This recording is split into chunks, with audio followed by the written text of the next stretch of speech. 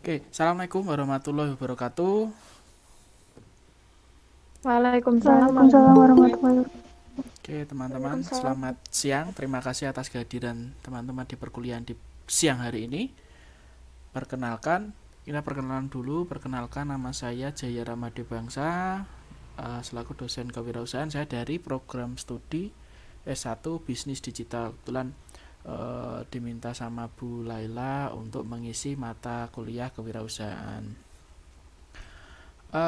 Sebelumnya mungkin perkenalan dulu ya kita ya.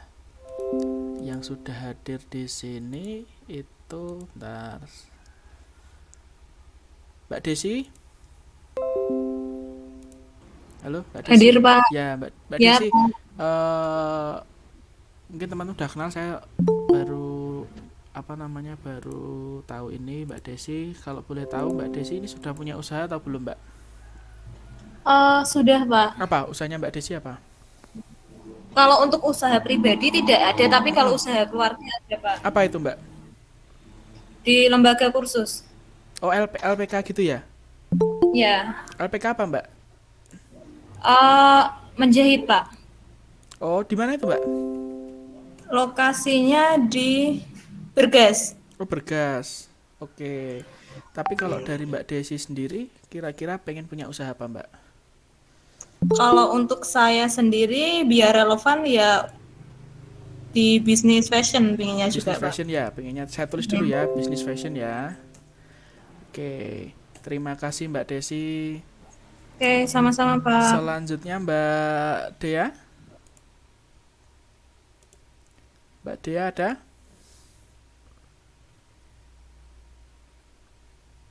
Mbak Dea oh belum aktif. Kemudian Mbak Dinda. Ada Mbak Dinda? Iya, Pak. Nah, halo Mbak Dinda. Mbak Iya. Dinda, boleh tanya nggak Mbak Dinda sudah punya usaha apa? Atau mungkin belum ada tapi ke depan pengen usaha apa, Mbak? Belum ada sih, Pak. Tapi mungkin ke depannya bakal Mm-mm. sama bikin usaha di Fashion bidang ya? fashion. Betul, Iya. harusnya memang fashion ya. Biar sesuai. Oke, terima kasih. Iya, Pak. Selanjutnya Mbak Eka. Oke, mungkin gini aja ya, teman-teman kan ini di di prodi desain fashion ya. Jadi saya bisa bukan menyimpulkan ya, tapi saya harap teman-teman bisa menggeluti usaha di bidang fashion semua. Oke, mungkin kita mulai masuk ke pembelajaran. Kita akan belajar hari ini tentang kewirausahaan dan analisis internal dan eksternal. Oke, kewirausahaan. Nah, kewirausahaan itu terdiri dari kata wira swasta. Awalnya itu dari kata wira swasta. Wira swasta itu yang berarti apa? Wira itu utama, gagah berani atau luhur. Kemudian swa itu sendiri. Kemudian sta itu berdiri dan usaha itu adalah kegiatan produktif. Jadi kalau dikombinasikan, wira swasta itu adalah kegiatan produktif yang utama dilakukan oleh seseorang. Jadi berdiri sendiri. Teman-teman punya usaha apapun, sekecil apapun usaha teman-teman, itu teman-teman bisa disebut seorang wira swasta atau wira usaha. Jadi teman-teman sekecil apapun usaha yang teman-teman jalankan, itu teman-teman adalah bosnya. Beda kalau kita bekerja di perusahaan orang lain, setinggi apapun jabatan kita, kita bukanlah pemilik dari perusahaan tersebut. Nah, kita akan mempelajari pengertian kewirausahaan ini menurut Hisrich, Peter, dan Shepard 2008. Kewirausahaan adalah proses penciptaan sesuatu yang baru pada nilai menggunakan waktu dan upaya yang diperlukan, menanggung risiko keuangan. Nah, jadi kita sebagai seorang wirausaha itu harus siap menanggung risiko keuangan, risiko akan kerugian, kemudian risiko fisik juga. Risiko fisik tuh bisa dikatakan kita kelelahan juga bisa. Kemudian produk yang kita pasarkan itu rusak kadaluarsa dan lain-lain itu adalah resiko fisik yang harus siap kita hadapi. Kemudian serta resiko sosial. Nah, resiko sosial itu berkaitan dengan masyarakat atau dengan lingkungan. Nah, kalau kita mempunyai sebuah usaha mungkin yang ada ada kita mengeluarkan contohlah limbah untuk di perusahaan kita, itu kita harus mampu untuk menangani itu. Pembuangannya juga harus jelas agar tidak merusak lingkungan. Kemudian ini tujuan dari seorang wirausaha itu juga menerima imbalan moneter. Nah, tapi teman-teman ini kan pengen berwirausaha, sudah pasti kan tujuannya biar punya pendapatan yang lebih. Karena kalau kita sebagai seorang wirausaha, kita itu memiliki pendapatan yang tidak terbatas. Kemudian kepuasan dan kebebasan pribadi. Nah, ini kita sebagai seorang wirausaha itu kita juga bisa mendapatkan kepuasan tersendiri serta kebebasan pribadi. Nah, teman-teman bisa kapanpun mau bekerja, kapanpun. Pagi-pagi nih, kalau kita kerja kantoran, kita bangun pagi, berangkat masuk jam 8, pulang jam 5 sore. Kalau kita sebagai seorang wirausaha, kita mau menghandle perusahaan kita, usaha kita itu ya sesempatnya kita atau seluangnya waktu kita itu terserah pada diri kita sendiri. Kemudian menurut Nasrullah Yusuf, nah ini wirausaha merupakan usaha pengambilan risiko. Nah, tadi kita sebagai seorang wirausahawan itu harus siap menerima segala risiko finansial, risiko fisik, kemudian dan risiko sosial untuk menjalankan usaha sendiri. Nah, seperti tadi wira swasta sendiri. Nah, menjalankan usaha sendiri dengan memanfaatkan peluang-peluang. Nah, ini juga kita sebagai seorang wirausaha itu harus bisa menciptakan atau memanfaatkan peluang-peluang yang ada. Sebagai contoh, kemarin mungkin dari ada usaha konveksi kemudian terhantam oleh adanya COVID-19. Pasti usaha yang digeluti itu kan pasti akan ada penurunan. Nah, bagaimana cara menggapai peluang-peluang yang ada? Itu bisa dari konveksi ini kita akan membuka atau akan memproduksi hazmat, kemudian kita akan memproduksi masker kain. Nah, itu kita harus bisa menangkap peluang-peluang tersebut. Nah, ini juga menciptakan usaha baru atau dengan pendekatan yang inovatif. Nah, apabila teman-teman sudah punya usaha yang sudah settle atau mapan, teman-teman bisa membuka usaha baru mungkin yang berkaitan atau yang tidak berkaitan agar kita bisa memiliki dua pendapatan yang berbeda.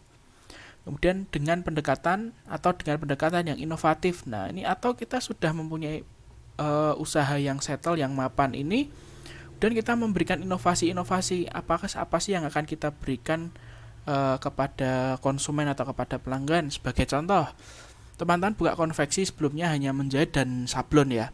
Habis itu kita harus punya inovasi.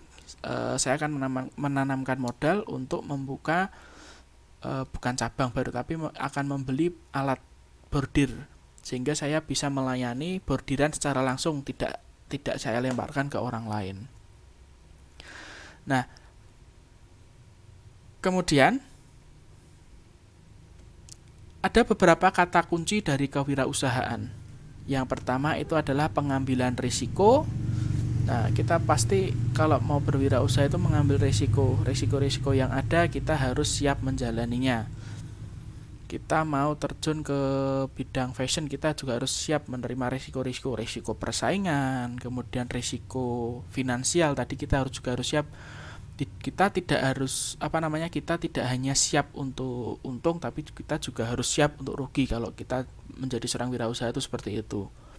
Kemudian menjalankan usaha sendiri. Nah, ini kita menjalankan usaha sendiri walaupun kita joinan dengan teman kita atau dengan partner kita, itu kita kelola dengan sendiri. Kemudian memanfaatkan peluang-peluang. Nah, ini memanfaatkan peluang yang ada di lingkungan. Apa sih kebutuhan dari masyarakat ini sehingga kita bisa mengambil atau kita bisa terjun pada peluang yang sudah ada ini. Kita tinggal memanfaatkan peluang tersebut untuk bisa dirubah menjadi keuntungan. Kemudian menciptakan usaha baru.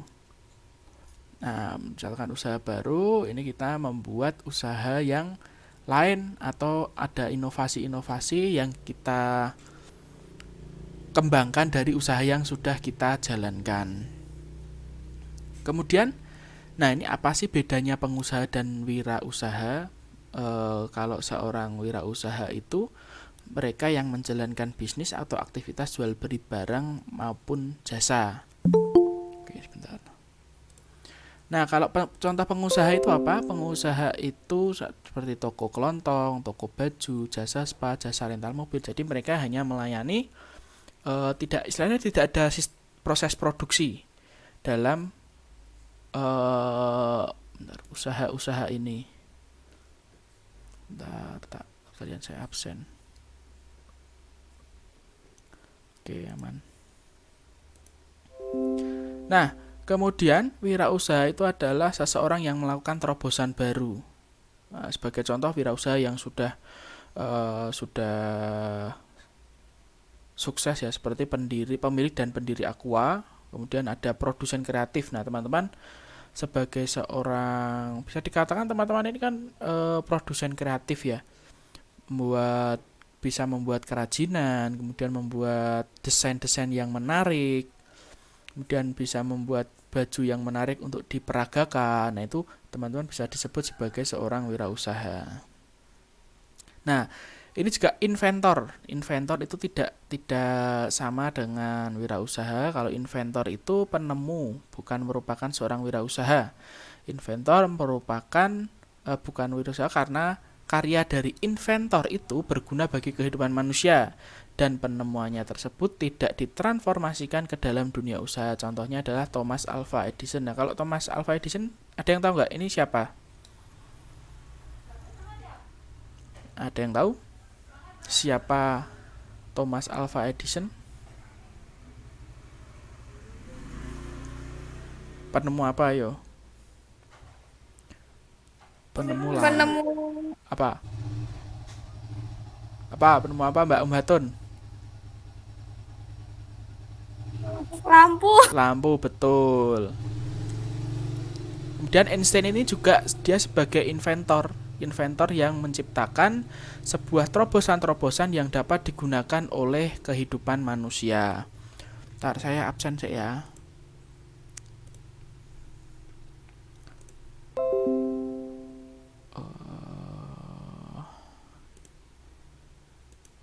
Oke.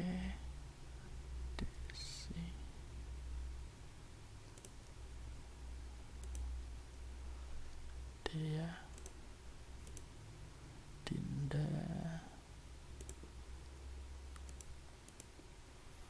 Vika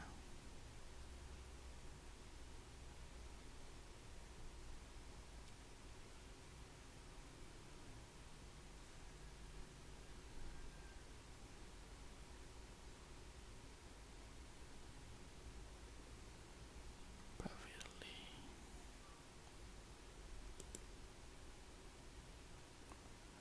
Oke, bentar ya.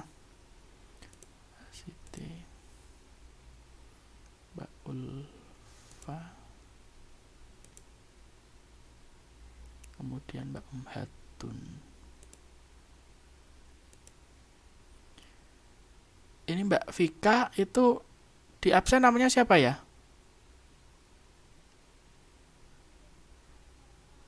Mbak Vika?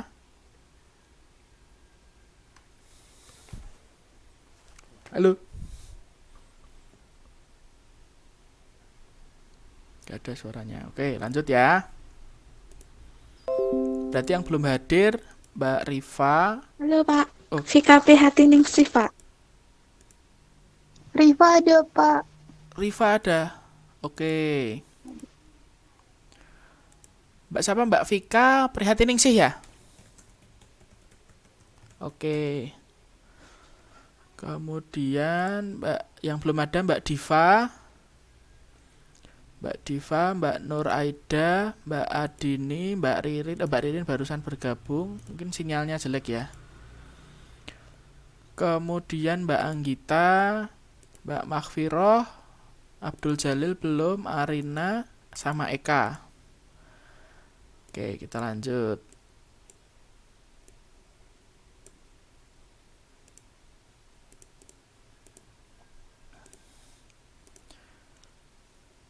Nah, kemudian ini kita ada beberapa pendapat ya dari ahli, bahwa ada yang percaya bahwa wirausahawan itu dilahirkan dan ada yang mempercayai bahwa wirausaha itu dapat dibentuk. Nah, ini kalau wirausaha itu dilahirkan adalah seorang wirausahawan itu mereka yang sudah dari lahir itu sudah memiliki bakat menjadi seorang wirausaha. Tanpa ada pendidikan bisnis sekalipun mereka akan bisa sukses menjadi seorang wirausaha. Nah, itu pendapat yang pertama. Pendapat yang selanjutnya, wirausahawan itu dibentuk. Dibentuk ini adalah seseorang yang memang tidak memiliki background wirausaha, mereka tidak memiliki latar belakang keluarga yang pebisnis, tapi mereka ingin belajar untuk berbisnis atau menjadi pebisnis itu dan mereka bisa sukses. Nah, ini bisa dikatakan ada dua kubu ya. Nah, sebagai contoh pendiri Walmart ini. Pendiri Walmart ini beliau ini adalah seorang mantan pensiunan tentara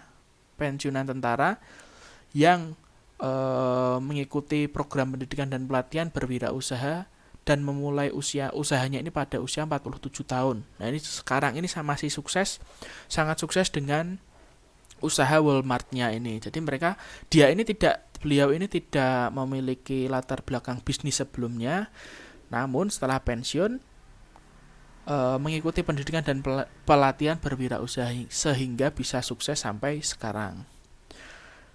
Kemudian wirausaha ini dibentuk dari lingkungan. Nah, ini ada seseorang yang meskipun berbakat tapi tidak dibentuk dalam suatu pendidikan pelatihan dan tidaklah mudah untuk menjadi seorang wirausaha saat ini. Hal ini disebabkan dunia usaha pada saat ini menghadapi permasalahan-permasalahan yang lebih kompleks dibandingkan dengan era sebelumnya. Nah, ini banyak sekali permasalahan sekarang ini. Seperti serangan dari kompetitor, kemudian kompleksnya konsumen yang bermacam-macam sekali keinginannya. Kemudian ada juga pandemi saat ini kan sebagai sebuah risiko-risiko yang akan dihadapi saat ini. Nah, dan ke depan pasti untuk risiko-risiko yang lain pasti akan juga siap untuk menghampiri seorang wirausaha. Nah, kemudian fungsi pokok dari wirausaha. Yang pertama itu membuat keputusan-keputusan dan mengambil risiko. Nah, sebagai seorang wirausahawan kita harus bisa mengambil keputusan-keputusan yang sudah ada di depan mata. Contoh, Mbak Desi ya, ini Mbak Desi seorang pemilik konveksi. Mbak Desi ini dihadapkan oleh dua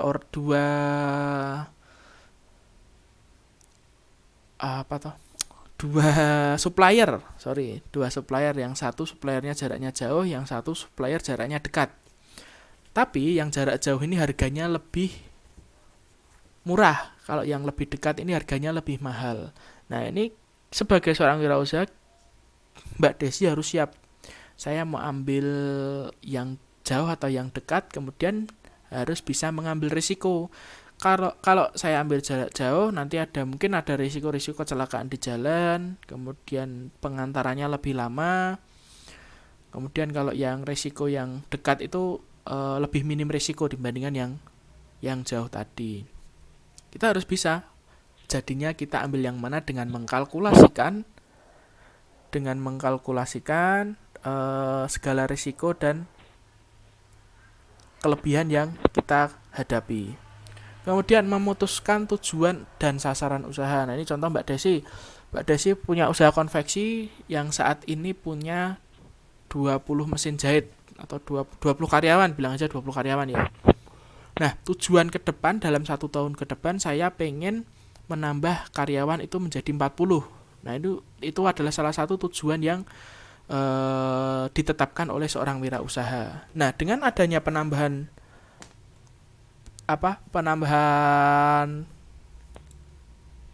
bentar, rekaman saya. Penambahan karyawan ini pastikan akan menambahkan alat-alat atau mesin-mesin yang dibutuhkan oleh Mbak Desi. Kemudian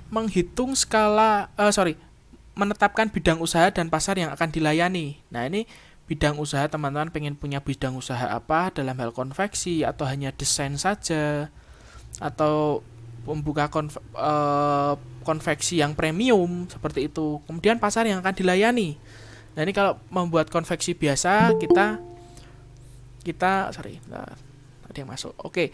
Kita melayani konsumen pembuatan seragam, kemudian pembuatan baju kantor, kemudian dan lain-lain lah. Kalau kita ingin punya bidang usaha konveksi yang premium, berarti pasar yang akan kita layani adalah orang-orang kaya yang membutuhkan bahan yang premium, jahitan yang sangat baik sekali sehingga bisa lebih nyaman dipakai.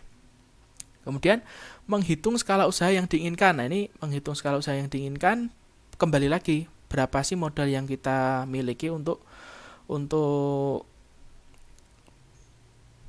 membuat usaha ini. Kalau kita punya modal yang cukup besar, itu nanti ke depan berarti kita akan membuat usaha yang besar sekalian, skalanya yang lebih besar sekalian. Kita bisa melakukan promosi ke jangkauannya yang lebih luas sekalian. Kemudian menentukan permodalan. Nah, ini permodalan kita tentukan.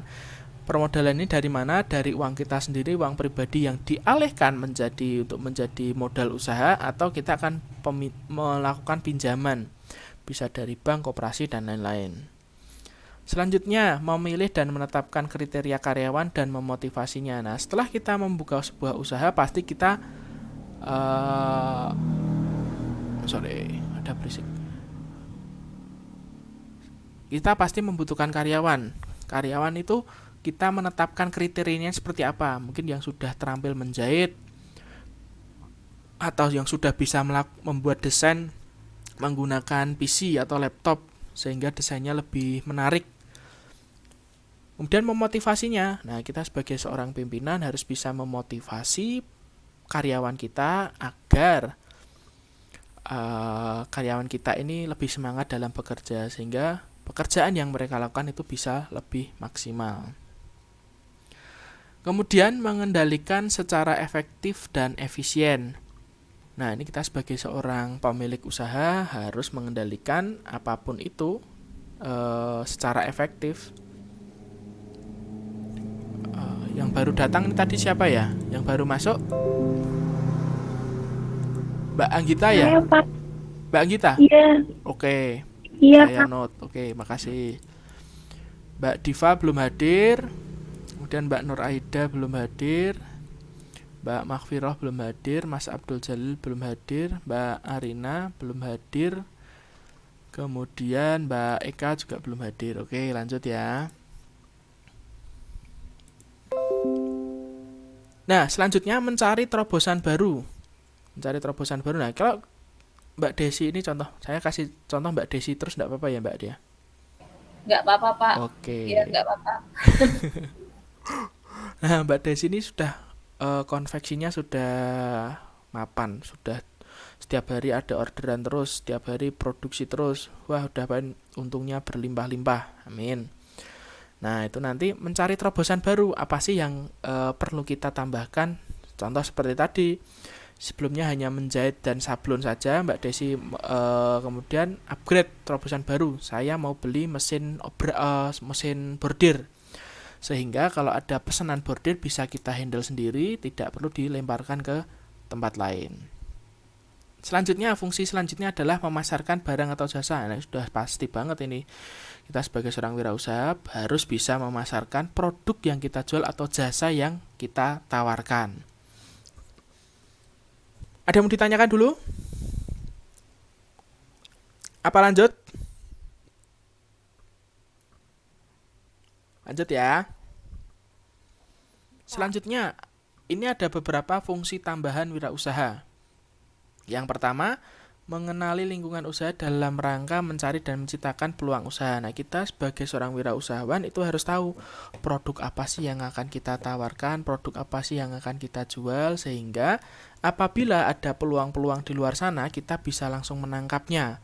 Oh, kita tuh ahli dalam menjahit pakaian. Kemudian ada peluang-peluang kebutuhan hazmat. Nah, kita produksi hazmat. Kemudian kita produksi masker. Nah, itu kan juga metodenya sama, hanya bentuknya aja yang beda. Sama-sama dijahit, bahannya juga sama, kita menggunakan kain, hanya metodenya saja yang berbeda.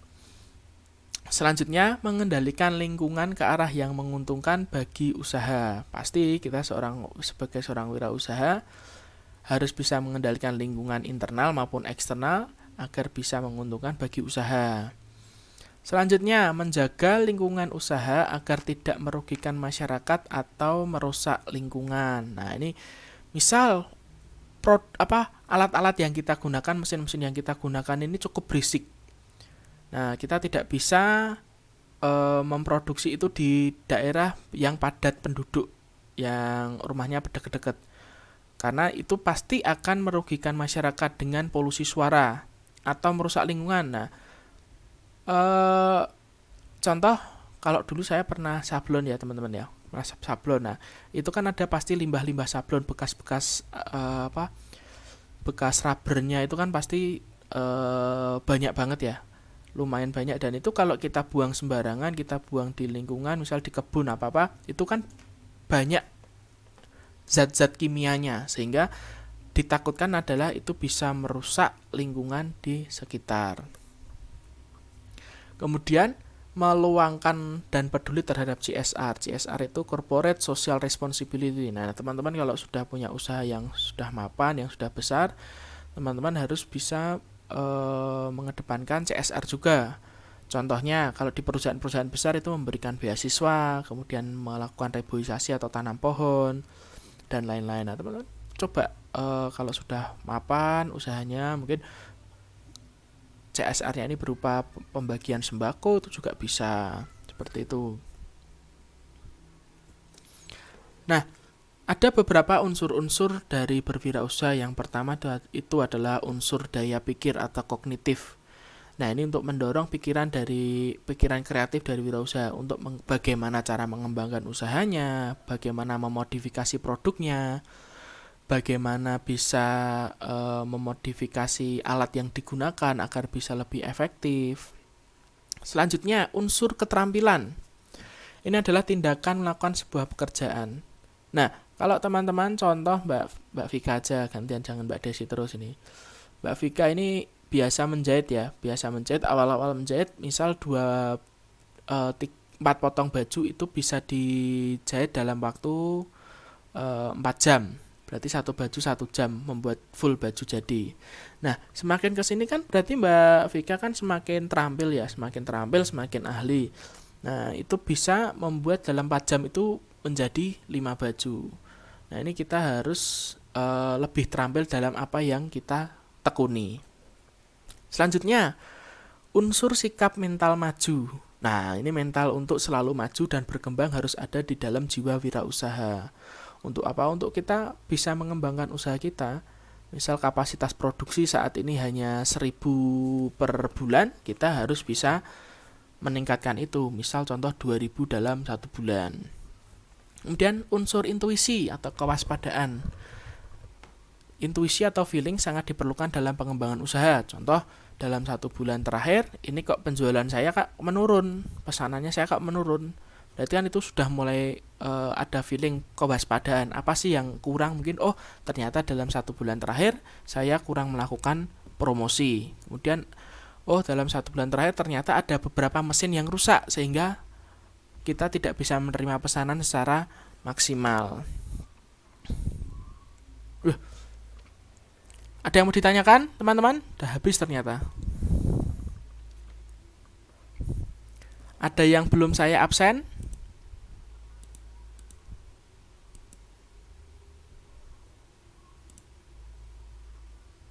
Mbak Adini ada, Pak Aldion ada, Mbak Anggita ada, Mbak Desi ada. Mbak Diva sudah hadir belum? Belum ya? Mbak Diva, Mbak Nur, Mbak Adini. Mbak Adini tadi ada ya? Oh ada Mbak Adini. Kemudian Mbak Maghfirah belum ada, Mas Abdul Jalil belum ada, Mbak Arina Rizkyana belum ada juga, sama Mbak Eka Mardiati. Ada Mbak Eka? Belum juga. Oke. Ada yang mau ditanyakan atau kita lanjut materi selanjutnya?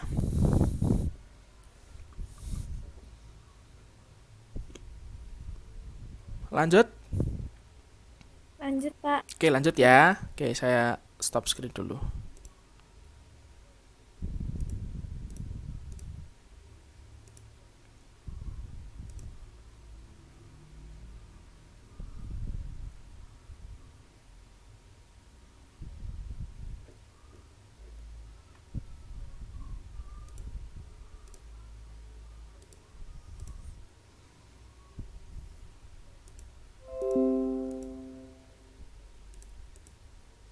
Oke, kita akan membahas tentang analisis internal dan eksternal dalam berwirausaha.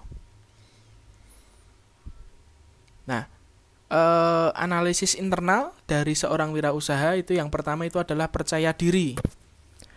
Percaya diri ini adalah keyakinan untuk memulai. Jadi kita sudah punya ide-ide nih, wah sudah punya ide ini, punya ide ini.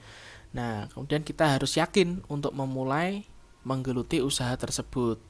Kemudian keyakinan untuk melakukan.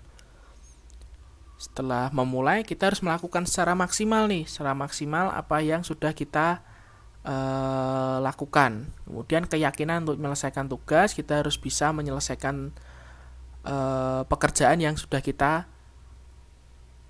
kita tentukan tersebut. Kemudian berorientasi pada tugas dan hasil. Yang pertama ingin berprestasi. Nah ini pasti ada kan teman-teman, salah satu teman-teman ini contohnya dalam kuliah lah. Dalam kuliah pasti kan ada ini teman-teman yang pengen banget nilainya selalu A. Ada nggak di sini yang pengen nilainya selalu A? Atau yang penting B aja nggak apa-apa? Ada nggak yang pengen selalu A?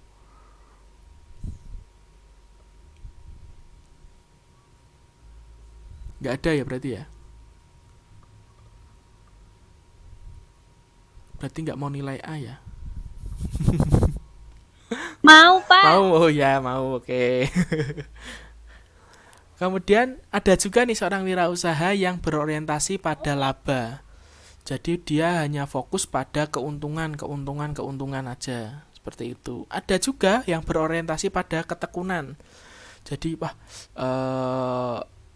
berapapun keuntungannya yang penting saya lakukan terus atau saya kerjakan terus. Kemudian berorientasi pada ketabahan. Nah ini ketabahan adalah contoh seorang wirausaha yang belum bisa menemukan jalannya. Ya, dalam arti sudah melakukan sebuah kegiatan wirausaha namun penjualannya masih stagnan saja atau malah berkurang. Nah, ini berorientasi pada ketabahan. Selanjutnya bekerja keras. Nah, seorang wirausaha harus bekerja keras, harus terus mempromosikan produknya. Kemudian harus memproduksi produk-produk yang dipesan oleh seseorang atau memproduksi produk yang stok yang untuk stok penjualan kita. Kemudian energik. Nah, ini energik tidak loyo, tidak loyo dalam arti males-malesan. Jadi males-malesan mau produksi kok males, kemudian ada pesanan kok dikerjakan mepet-mepet deadline. Nah, itu jangan seperti itu. Kemudian inisiatif. Nah, ini kita juga harus memiliki inisiatif untuk melakukan hal-hal yang baru. Mencoba pasar yang baru, yang biasanya kita hanya promosi pada sekolah-sekolah, seragam sekolah, dan lain-lain. Kita cobalah masuk ke instansi-instansi pemerintahan. Nah, seperti itu. Harus berani. Kemudian keberanian mengambil risiko. Nah, sebagai seorang wirausaha harus bisa mengidentifikasi besar kecil risiko. Nanti kita ke depan akan menghadapi risiko apa aja sih? Kita juga harus bisa memaparkan risiko-risiko yang kemungkinan akan kita hadapi. Contoh, wah nanti ke depan kalau saya tidak kok ada pesaing yang mempunyai mesin bordir, saya kok belum punya, berarti itu adalah risiko saya jika konsumen itu mereka lari ke sana. Kemudian high risk high return. Nah, ini biasanya kalau high risk high return ini keuntungan yang tinggi, risikonya juga tinggi. Biasanya ini di saham sih ya teman-teman ya, high risk high return. Kemudian kita harus siap bersedia menerima risiko. Kita sebagai seorang wirausaha harus siap menerima risiko, apapun risiko yang dihadapi, besar kecil risiko yang dihadapi. Nah, sebelum kita menghadapi risiko tersebut, sebelumnya itu kita harus bisa mengidentifikasi tadi ya, mengidentifikasi besar kecil risiko. Apa sih fungsi dari mengidentifikasi besar kecil risiko ini?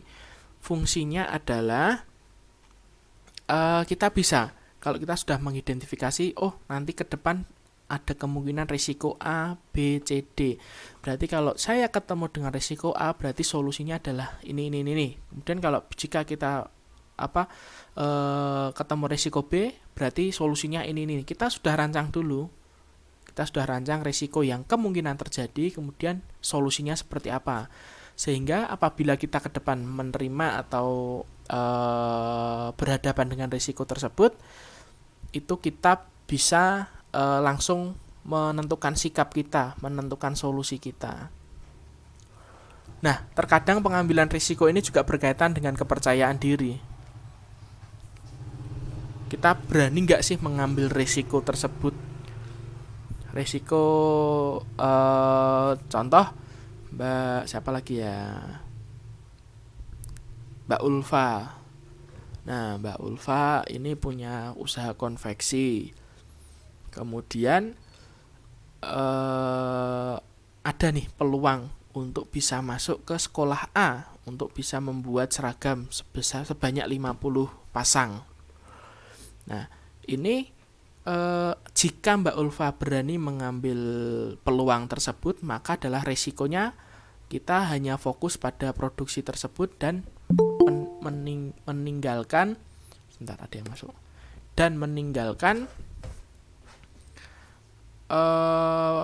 peluang-peluang yang lain yang ada di luar sana.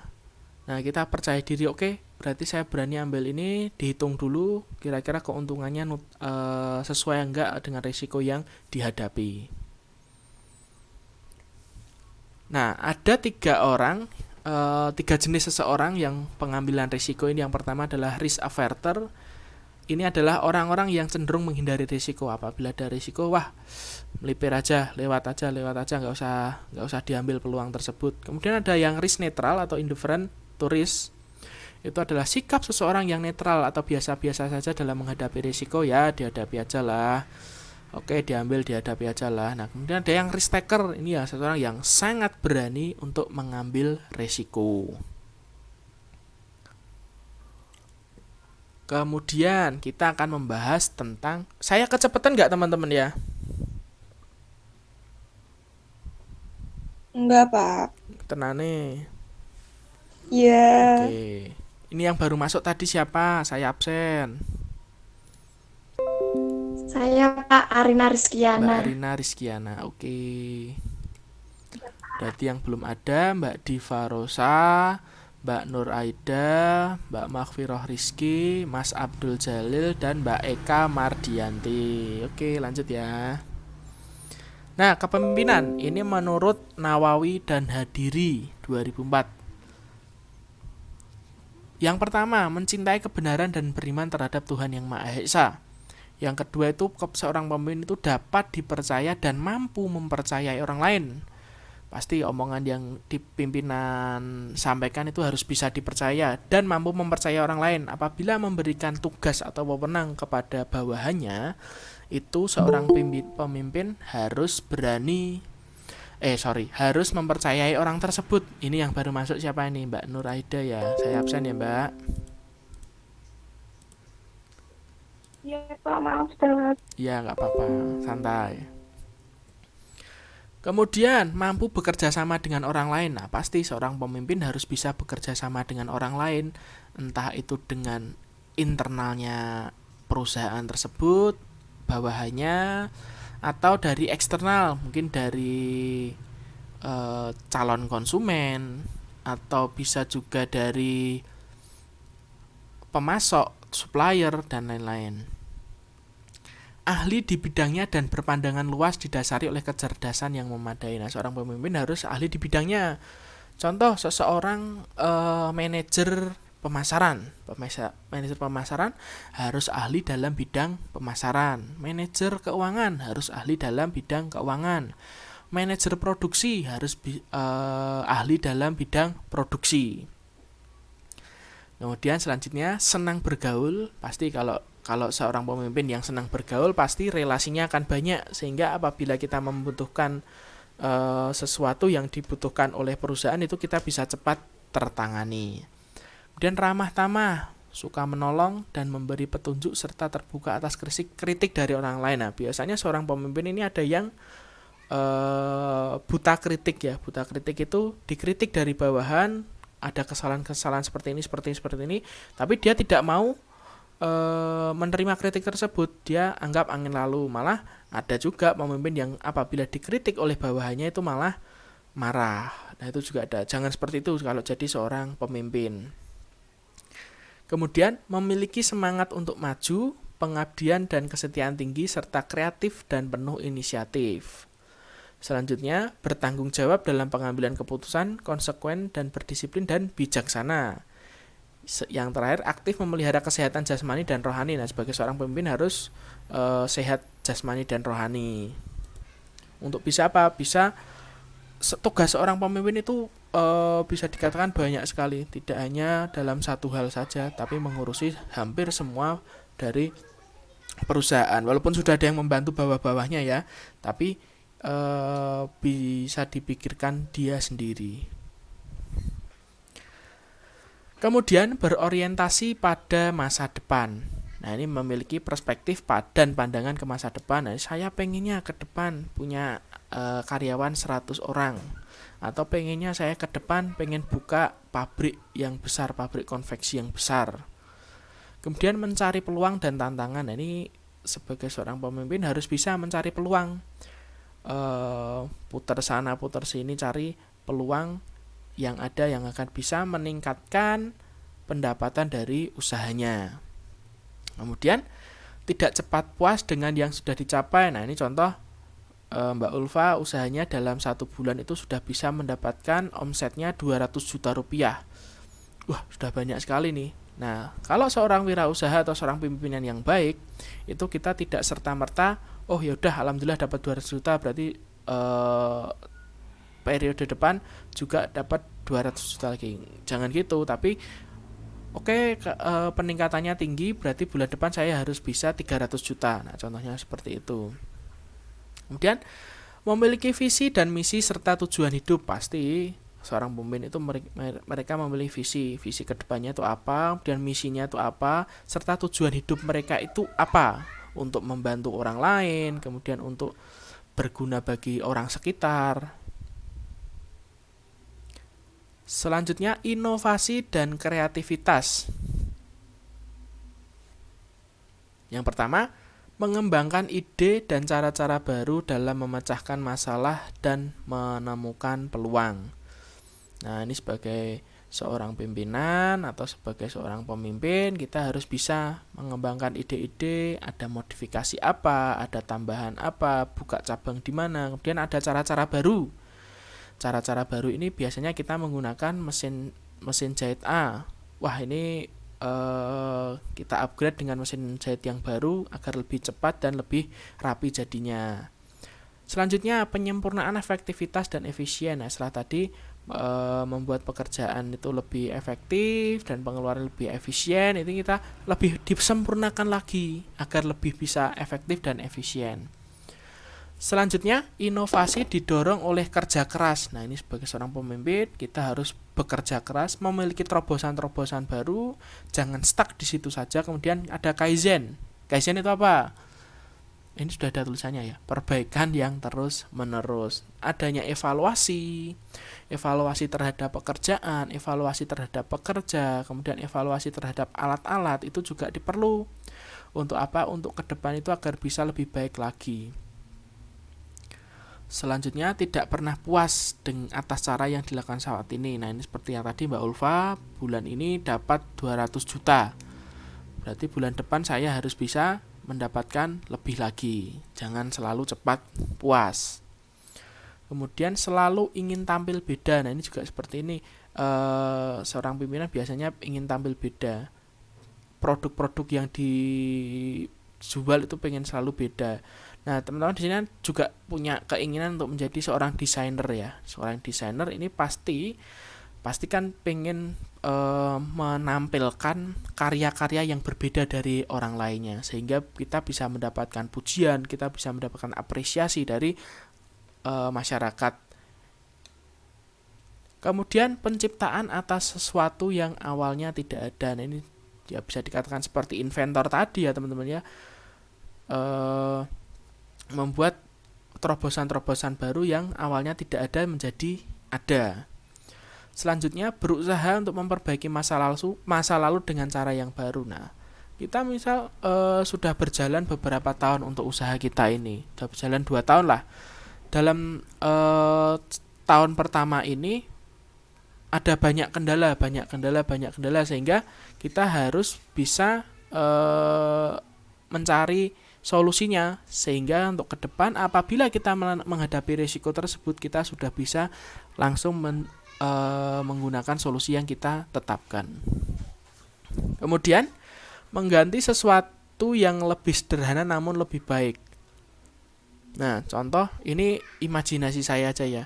Kan mungkin nanti ke depan ada. Jadi ada nggak ya alat misal mesin jahit, yang dulu mesin jahit, terus kemudian ada mesin obras, ada mesin apalagi. Kalau mesin jahit itu ada apa aja jenisnya, teman-teman? Mesin jahit, terus mesin obras, sama apa lagi? Banyak, Pak. Banyak ya. Coba sebutkan 3, mesin jahit, mesin obras, sama apa? Satu lagi apa? Interlock, jarum 2. Interlock, Mesin jarum. ketok. Hah? Bartek. Mijak. Bartek. Bartek. Bartek. Nah ini tadi ya, apa, Bartek, kemudian mesin jahit biasa sama mesin obras. Kalau saya salah koreksi ya. Nah, ini kan 3 alat yang berbeda. Jadi ada 3 mesin yang berbeda. Nah, ini mengganti sesuatu yang lebih sederhana. Ini nggak tahu bisa atau enggak ya. Jadi kita punya satu mesin yang bisa jahit, yang bisa obras, yang bisa harlock ya tadi ya, apa barlock tadi. Itu ada nggak yang satu mesin tapi bisa untuk macam-macam? Apa saat ini baru ada satu mesin kayak gitu?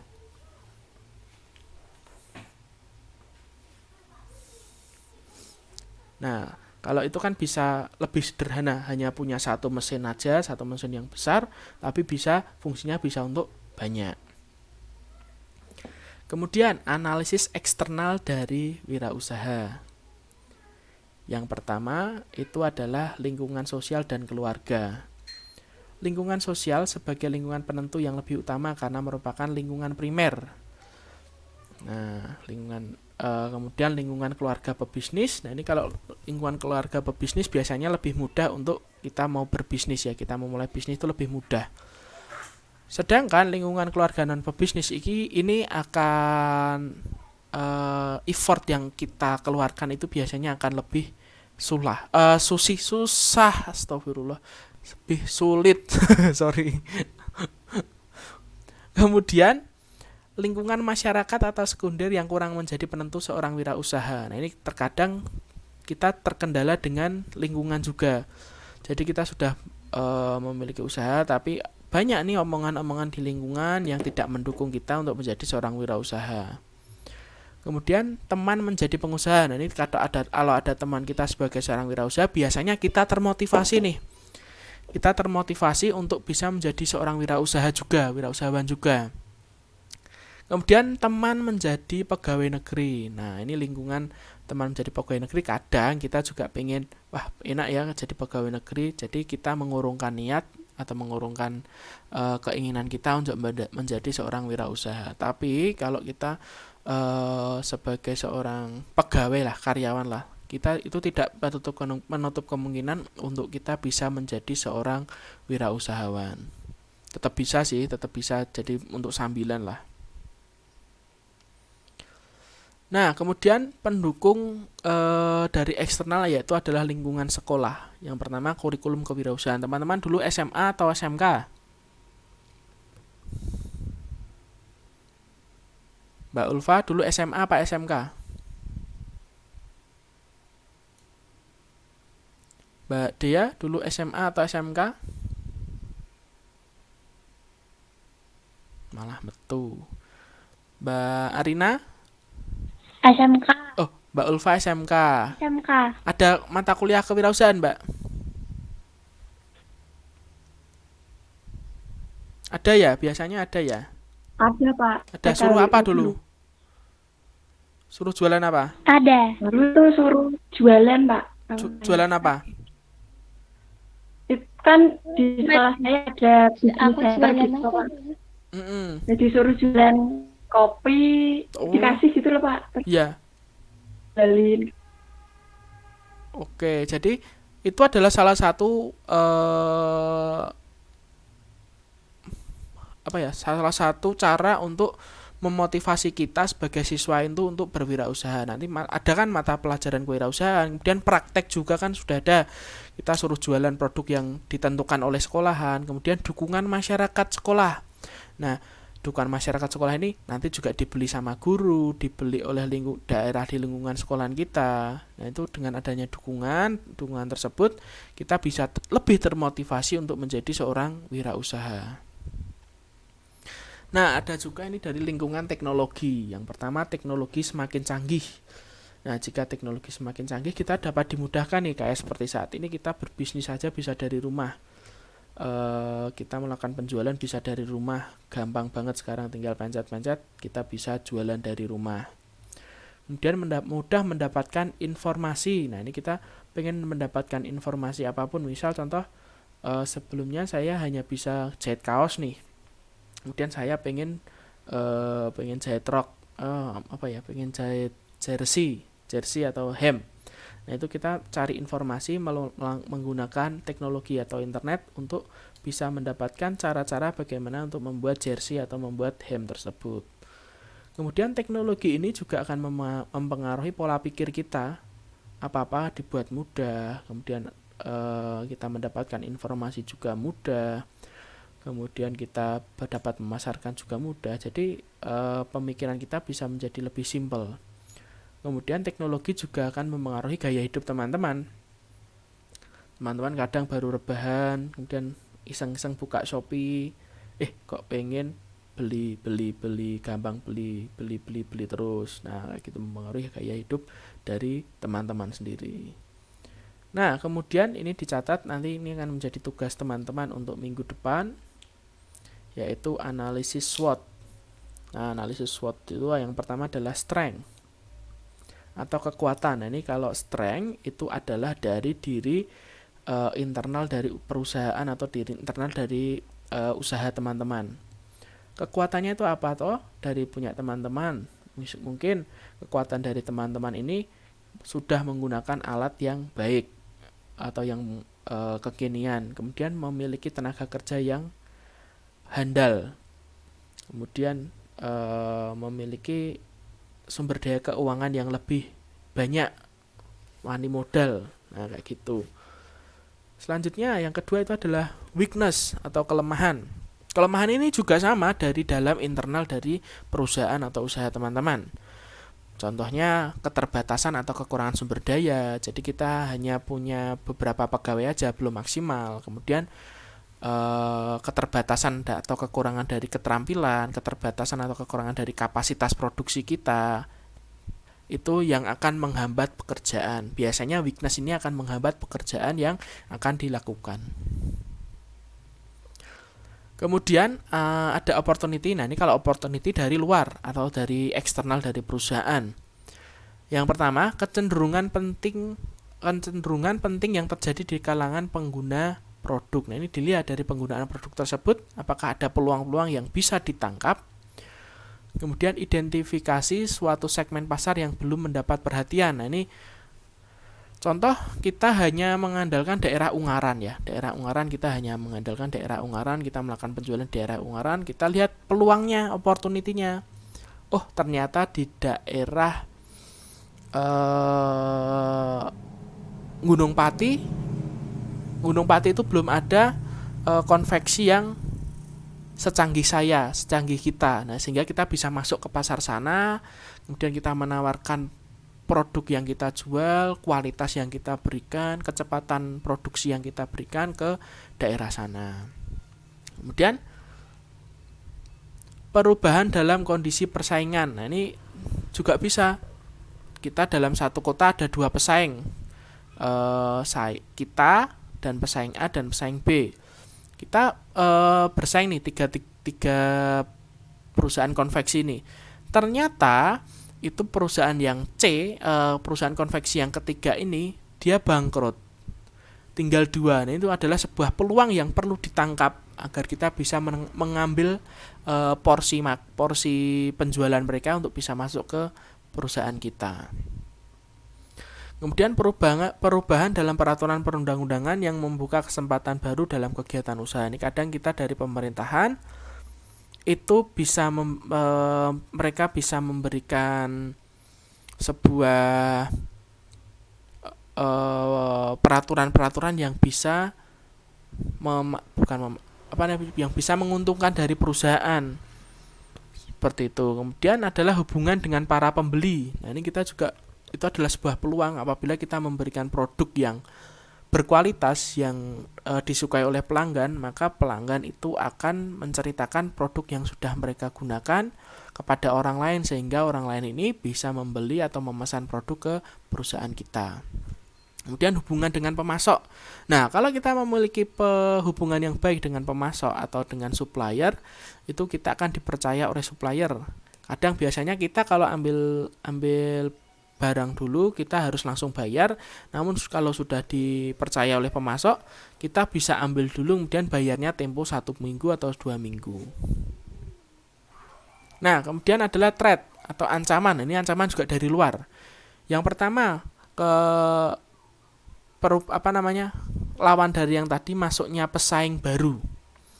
Nah, tadi kita ada ini 1 kita, yang 2 ini dari pesaing kita. Kemudian tiba-tiba ada muncul lagi nih 1 pesaing, jadi ada 4 pengusaha konveksi yang ada di kota tersebut. Kemudian lambatnya pertumbuhan pasar. Nah, ini juga sebuah ancaman. Seperti sekarang ini, pandemi sekarang ini, biasanya kalau dari konveksi-konveksi itu akan banyak banget ya pesanan dari seragam-seragam sekolah ya. Tapi kalau adanya pembatasan seperti ini, maka akan mengurangi pesanan dari sekolah-sekolah, sehingga itu bisa dikatakan lambatnya pertumbuhan pasar. Kemudian meningkatnya kekuatan tawar-menawar pembeli atau pemasok. Nah, ini juga pembeli menawar produk kita dengan harga yang lebih rendah, atau pemasok yang meningkatkan harga produk yang mereka jual.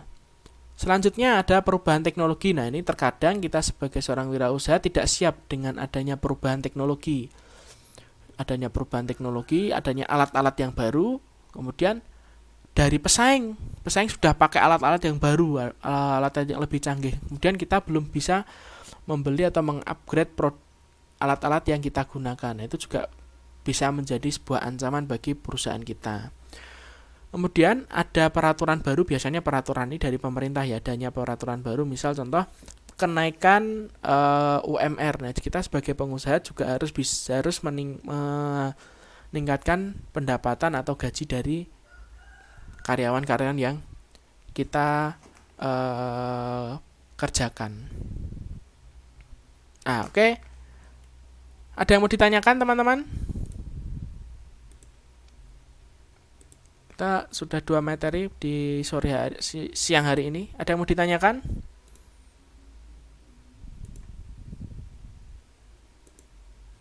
Halo? Belum ada, Pak. Belum ada?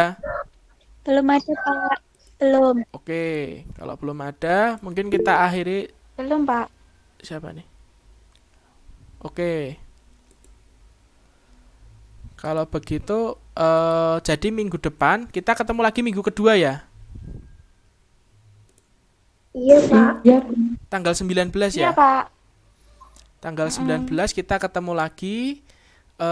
Saya kasih tugasnya nanti di-share di grup apa? Saya share di grup aja ya tugasnya ya. iya, Ya, bisa Pak, di grup aja, Pak. Oke, nanti tugasnya saya share di grup. Jadi nanti soalnya itu ntar saya kasih lihat aja ya.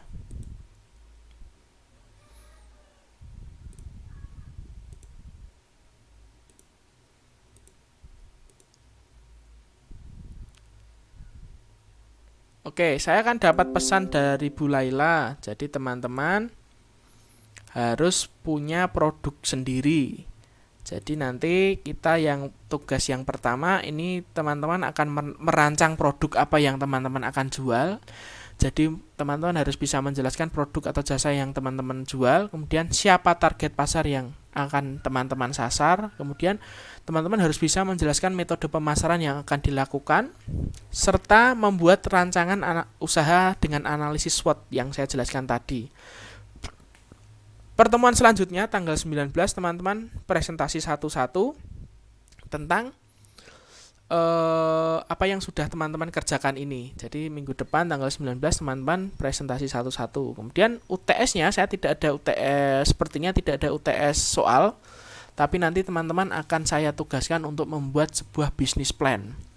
Jadi di pertemuan selanjutnya setelah tanggal 19 itu nanti saya akan menjelaskan tentang bisnis plan sehingga teman-teman bisa membuat bisnis plan untuk usaha teman-teman sendiri. Selanjutnya apalagi yang akan kita praktekkan? Yang akan kita praktekkan adalah teman-teman harus sudah punya produk yang dijual. Ingat ya, teman-teman harus sudah punya produk yang dijual. Nanti kita nanti akan membuat media sosial untuk usaha teman-teman. Kemudian kita akan membuat akun Shopee, Tokopedia buat teman-teman jualan. Nah, jadi nanti di pertemuan terakhir nanti saya akan mereview semua teman-teman apakah sudah sesuai dengan yang diharapkan oleh saya, yang saya harapkan. Jadi teman-teman saya harapkan itu sudah mempunyai usaha di marketplace maupun di media sosial. Oke, paham ya? Jadi ini nanti tugasnya akan saya share di grup WA. Ada yang mau ditanyakan lagi? Sudah jelas tugasnya? Jelas, Pak. Oke, jelas. Iya, Pak. Jelas, Pak. Jelas, Pak. Oke, ini berarti saya ulangi lagi teman-teman yang tidak hadir itu adalah Mbak Diva Rosa. Memang tidak hadir ya teman-teman ya? Saya dari tadi kok nggak lihat yang namanya Mbak Diva Rosa. Kemudian Mbak Mahfiroh Rizky Nur Hidayah juga nggak hadir ya? Mas Abdul Jalil juga nggak hadir. Sama Mbak Eka Mardianti juga nggak hadir. Oke, mungkin cukup sekian dari saya. Terima kasih atas waktu yang sudah diberikan teman-teman, diluangkan teman-teman dalam perkuliahan di sore hari ini. Kalau yang memang tidak ada yang ditanyakan, saya akhiri. Nanti kalau memang ada yang mau ditanyakan, bisa japri ke saya atau melalui grup ya. Oke? Oke ya? Oke, Pak. Oke. Iya, Pak. Oke, terima kasih. Sekian dari saya. Assalamualaikum warahmatullahi wabarakatuh. Waalaikumsalam warahmatullahi wabarakatuh. Terima kasih, Pak. Oke, terima kasih ya. Nanti ini rekamannya saya upload biar nanti kalau teman-teman bingung bisa mendengarkan atau melihat lagi ya. Oke, terima kasih.